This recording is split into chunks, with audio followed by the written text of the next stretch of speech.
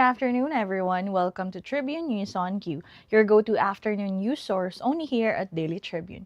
We're live on Daily Tribune's Facebook page, Tribune Now on YouTube, and Daily Tribune Official on TikTok. I'm Patricia Ramirez, bringing you today's top stories. Let's get started.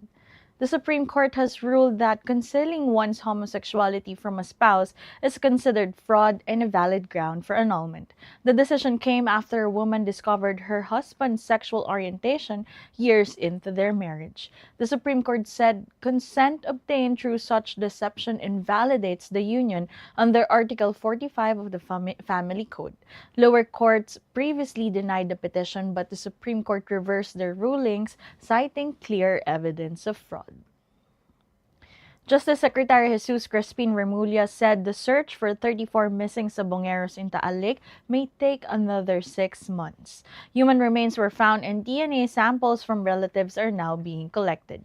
The DOJ, investigating for 3 years now, is preparing an evidence for formal filing. Coast Guard divers earlier retrieved sacks with suspected bones tied to claims that the victims were strangled and dumped in the lake. 8 Filipino seafarers rescued from the sunken MV Eternity Sea have safely arrived in Saudi Arabia, said by the DFA. The ship was attacked by Houthi rebels on July 7, leaving 13 Filipino crew still missing. The rescued sailors are receiving medical care and will be repatriated soon. The Department of Foreign Affairs thanks Saudi Arabia for its humanitarian support as tensions escalate in the Red Sea with deadly maritime strikes. A rough-toothed dolphin found stranded on Zambales Beach was rescued, rehabilitated, and safely released back into sea, according to the Bureau of Fisheries Region 3 reported last July 15th. The dolphin, initially weak and injured, received medical care from BFAR 3 and support from the Bantay Dagat PNP Maritime Group as well as the Coast Guard. After full recovery, it was returned to the ocean, highlighting that the importance of the agency collaboration in wildlife protection. The BJMP is advancing restorative justice in jails nationwide, shifting from punishment to healing and reintegration. In partnership with CCAA, a 2-day training was launched to embed this approach into jail systems. With nearly 10,000 female detainees, BJMP provides education, livelihood, and maternal care.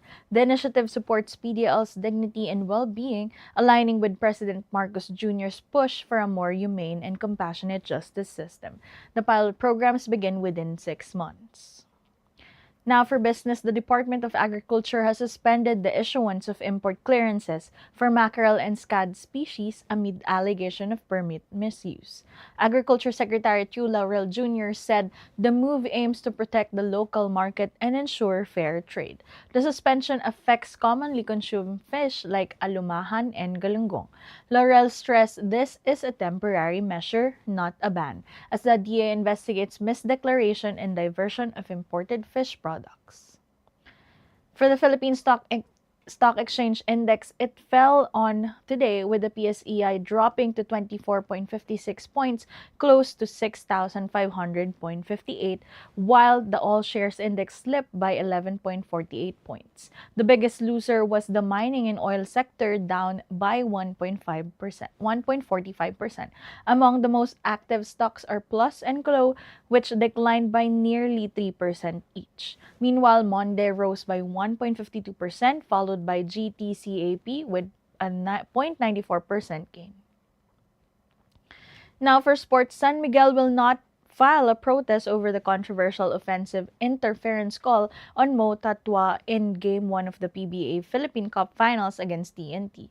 Team manager G. Abanilla said it would be futile after the PBA swiftly explained the decision in a press conference. The call made during the Beerman's late game rally led to TNT's narrow to 99-96 win. SMB now shifts focus to Game 2.